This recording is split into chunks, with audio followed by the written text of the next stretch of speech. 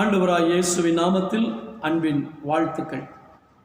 இந்த காலவேளையில் ஒரு உற்சாகமான ஒரு காரியத்தை உங்களோடு கூட பகிர்ந்து கொள்ள ஆசைப்படுகிறேன். லூக்கா எழுதின சுவிசேஷம் 13ஆம் அதிகாரம் 16ஆம் வசனம்.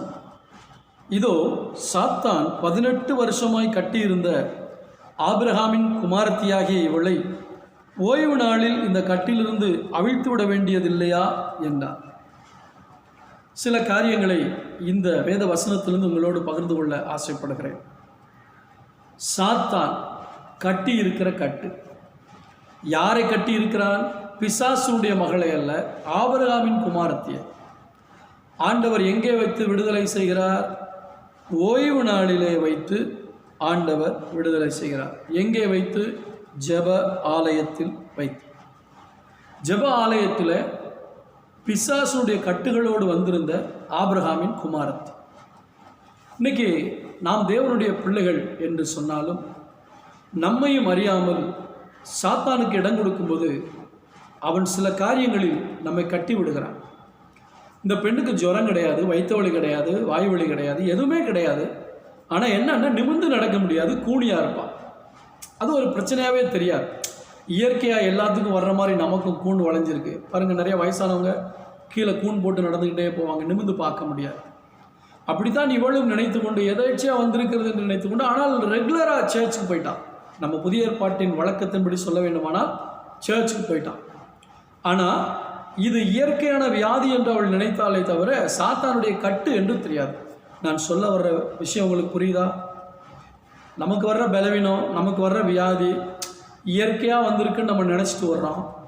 சில நேரத்தில் சாத்தான் கட்டி வைத்திருப்பான். சாத்தான் கட்டி வைத்திருப்பான். தேவ பிள்ளைகளை சாத்தான் கட்ட முடியுமா என்றால் இடம் கொடுத்தால் கட்டுவான். இவளை ஆபிரகாமின் குமாரத்தி என்று ஆண்டவர் அழைக்கிறார். ஆபிரகாமின் குமாரத்தி ஆகிய இவள். இப்போ ஆபிரகாமின் குமாரர்கள் குமாரத்திகள் எங்கே போவாங்க? பரலோகத்துக்கு போவாங்க. எப்படி பாச உங்களுக்கு தெரியுமா? ஐஸ்வர்யவான் லாசரு சம்பவத்தில் இந்த லாசரு மரித்த போது ஆபிரகாமுடைய மடியில் கொண்டு போய் விடப்பட்டான். ஆனால் ஐஸ்வர்யான் கீழிருந்து தகப்பனாகி ஆபிரகாமே தகப்பன் என்று நினைத்தான். ஆனால் உண்மையிலே ஆபிரகாமுடைய பிள்ளையாக அவன் வாழவில்லை. ஆனால் லாசரு ஆபிரகாமுடைய, அதாவது தேவனுடைய பிள்ளைகள், அவர்கள் அந்த நாட்களில் ஆபிரகாமை எங்கள் பிதா என்று அழைத்தபடியால் ஆபிரகாமின் பிள்ளைகள் என்று சொல்லிக்கொள்வதில் மேன்மை பாராட்டினார்கள். அதனால தான் யோவான் ஸ்நானகன் சொன்னால், நாங்கள் ஆபிரகாமின் பிள்ளைகள் என்று சொல்லிக்கொள்ளாதீர்கள், தேவன் இந்த கல்லுகளினாலே பிள்ளைகளை உண்டு பண்ண வல்லவராயிருக்கிறார். இப்போ ஆபிரகாமின் குமாரத்தி என்று ஆண்டவரே சர்டிஃபிகேட் கொடுக்குறார். அப்போ வெளிப்பிரகாரமாக ஏதோ பாவம் பண்ணலை, ஆனால் ஏதோ ஒரு இடத்துல இடம் கொடுத்ததுனால சாத்தான் கட்டிட்டான்.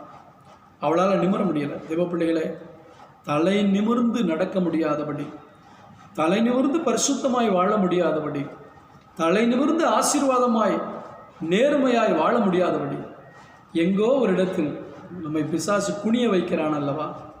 இந்த ஒரு காரியம் மட்டும் என்கிட்ட இல்லாட்டா நான் எவ்வளோ தில்லாக இருப்பேன், எவ்வளோ தைரியமாக ஆண்டவருக்காக இருப்பேன் சொல்கிறீங்க இல்லையா? இன்றைக்கு ஆண்டவர் அந்த கட்டை உடைக்க விரும்புகிறார். நான் தேவ ஆவியின் பலத்தோடு உங்களுக்கு பிரசங்கம் பண்ணி கொண்டிருக்கிறேன். பரிசுத்த ஆவியானுடைய நிறைவோடு கூட நான் உங்களோடு பேசி கொண்டிருக்கிறேன். ஒரு ஏவுதலோடு இந்த வார்த்தை உங்களோடு கூட பேசி கொண்டிருக்கிறேன். நீங்கள் யாராக இருந்தாலும் ஆண்டவருக்காக வைராக்கியமாக எழும்ப முடியாதபடி இந்த ஒரு சின்ன கட்டு என் வாழ்க்கையில் இருக்கிறது என்று உணர்வீர்களானால், இப்பொழுது நான் உங்களுக்காக ஜெபிக்கும் போது என் ஆண்டவர் அந்த கட்டுகளிலிருந்து உங்களை விடுதலை செய்ய வல்லவராக இருக்கிறார். ஆனால் இந்த பெண் ஆலயத்துக்கு போவதை விடவில்லை. என்னதான் பிரச்சனை இருந்தாலும், என்னதான் பூண் போட்டிருந்தாலும், என்னதான் நிமிர முடியாவிட்டாலும் அவள் ரெகுலராக ஜெப ஆலயத்துக்கு போய்கிட்டே இருந்தாள். இன்றைக்கி சில பிரச்சனைகள், போராட்டங்கள் வரும்பொழுது ஆலயத்துக்கு வருவதை விட்டு விடுகிறார்.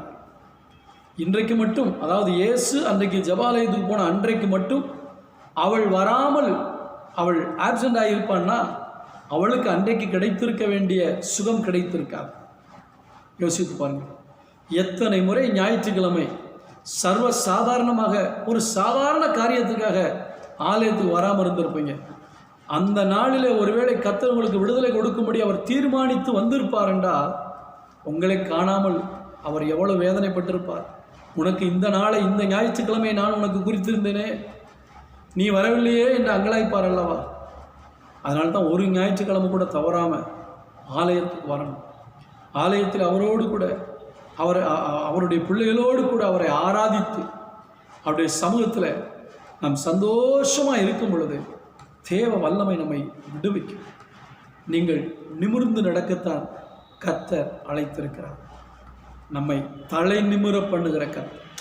இப்பொழுதும் என் தலை என்னை சுற்றிலும் இருக்கிற சத்துருக்களுக்கு முன்பாக உயர்த்தப்படும் என்று தாவீது சொன்னது போல, அவனுக்கு ஒரு தெரியும், என் ஆண்டவர் என்னை தலைகுனிய விட மாட்டார். ஒரே இடத்துல தலைகுனிஞ்சான் பத்சேபாளுடைய விஷயத்தில்.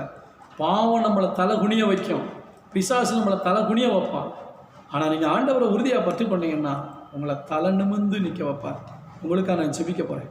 நல்ல பிதாவே, இதோ இந்த செய்தியை கேட்டுக்கொண்டிருக்கிற நம்முடைய பிள்ளைகளுடைய வாழ்க்கையில் எந்த இடத்திலாவது சத்துரு கட்டி வைத்திருப்பார் என்றால் இயேசு கிறிஸ்துவினுடைய நாமம் மகிமைப்படும்படி இப்பொழுதே நம்முடைய பிள்ளைகளுக்காக ஜெபிக்கிறேன். பரிசுத்த ஆவியானுடைய வல்லமை இதை கேட்டுக்கொண்டிருக்கிற ஒவ்வொருடைய வாழ்க்கையிலும் இறங்குவதா.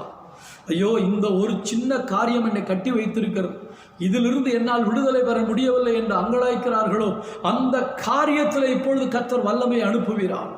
இப்பொழுதே இந்த சின்ன பொழுதில் நம்முடைய பிள்ளைகளுக்கு ஒரு விடுதலை கிடைப்பதா. பலமுள்ளவர்களாய் நிமிர்ந்து நடந்து போக முடியாது நம்முடைய பிள்ளைகளுக்கு அனுகிரகம் செய்யும். நீர் அப்படி செய்கிறதற்காய் ஸ்தோத்திரம். இயேசுவின் நாமத்தில் வேண்டிக் கொள்கிறோம் நல்ல பிதாவே. ஆமென், ஆமென். God bless you. கர்த்தர் உங்களை விடுதலை செய்திருக்கிறார். விடுதலையோடு வாழுங்கள், விடுதலையோடு துதியுங்கள், விடுதலையோடு ஆராதியுங்கள். கர்த்தருடைய சமூகம் எப்பொழுதும் உங்களோடு இருக்கும்.